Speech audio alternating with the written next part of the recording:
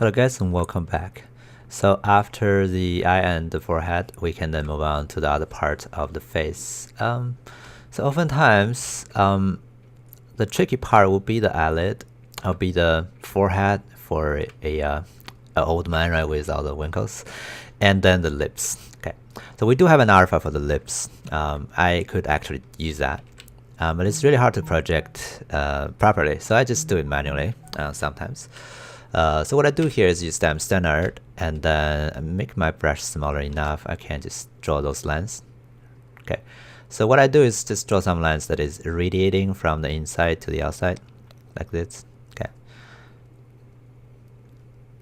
Now they won't be all parallel, so you have some variations, and sometimes you have this crossing effect. So you have a bunch of more lines just crossing each other. And surprisingly, that's going to give you a quite decent base shape already. It's just a bunch of lines, actually. Right.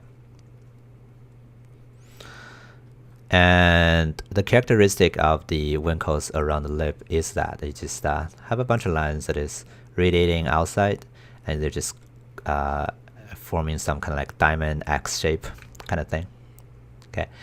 And when you reach to the edge of the lip, you basically have smaller wrinkles. So you just make your brush smaller and make your just really quickly draw some really parallel thin lines on the edge to blend them better with the surrounding surface.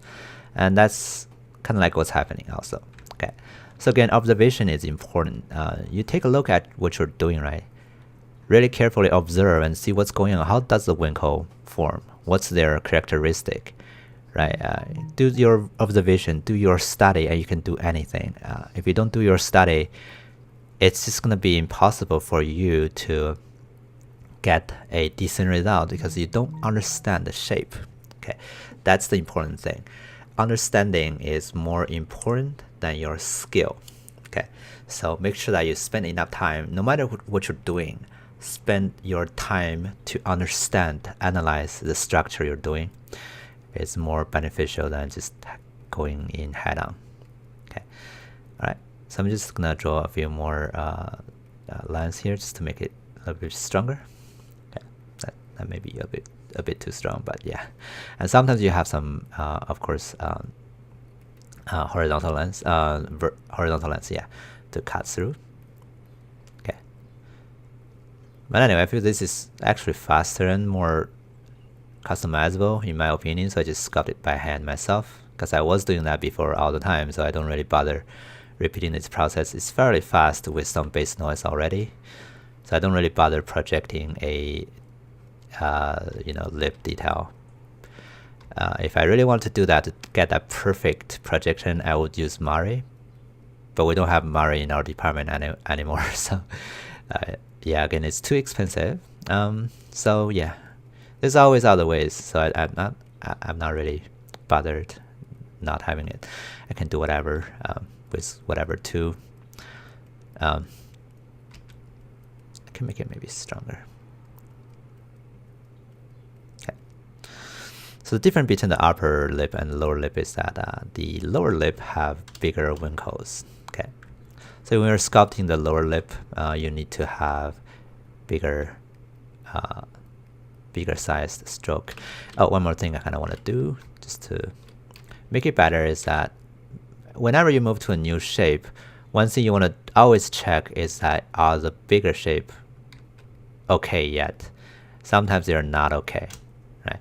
So that's when you wanted to fix them. So I don't quite like the shape of the lower lip. I think it's collapsing in too much and needs some more arc. So now what I'm doing is using the standard brush to fix that, right, to make it bulging out. Okay. Right, to have the correct base shape before you move on to anything. And then I can start sculpting the detail. Maybe it's a little bit smaller size-wise. So now what I can do is just sculpting those wrinkles one by one. Again, they're just a bunch of don't know why I cannot go in. Maybe it's the bump map is actually not showing me that part. Maybe is because of the bump map, so I cannot really reach there. It's fine. think I can just quickly go through this. So again, what I do is draw a bunch of lines, right? And then you draw another bunch of lines that is crossing the other lines you draw out already. You drew out already, like this. Okay, and then you have a bunch of smaller lines goes to the bottom. Okay, to blend them better with the surrounding. That's probably too strong, so let me smooth it out. Okay, whoops, it's saving. Yeah, so spend some time, try to understand the shape, and then when you're confident, you also, one thing I also you want to consider is that when you're sculpting anything, right, think of a workflow to go about it. Okay, and sometimes if you spend like just 2-3 seconds to plan, like, how do I sculpt this thing, right? I know the shape now. What's the best brush? What's the best workflow to draw those out? That also can give you a lot of advantage. Either it's going to make the sculpt more clean eventually, or make the process faster and less painful. It's always worth thinking about what you do before you do it. Right, so the lower lip, right, just a bunch of lines. Again, you can cut in some horizontal lines. Yeah, again, the base noise helps quite a lot actually to make this looks natural. Okay, smooth out some of those things. Sometimes I go through a bunch of stages, like I sculpt out those things first, right, and they look okay, but they're not looking quite natural. Okay, so what you do is you can smooth them, like smooth this entire thing, and then you go back and just use the damp standard to just get something back to re-enhance some of the things. That way you have like that fall off cushion, just to make it look a little bit more natural looking. Okay, all right, so that's gonna be the lip sculpting. Oftentimes I spend here like 20 minutes, and this is just 10 minutes. Anyway, you can see how quickly we can actually populate the detail. So moving on to the next video, we're going to talk about other part of the face. Okay, see you next time.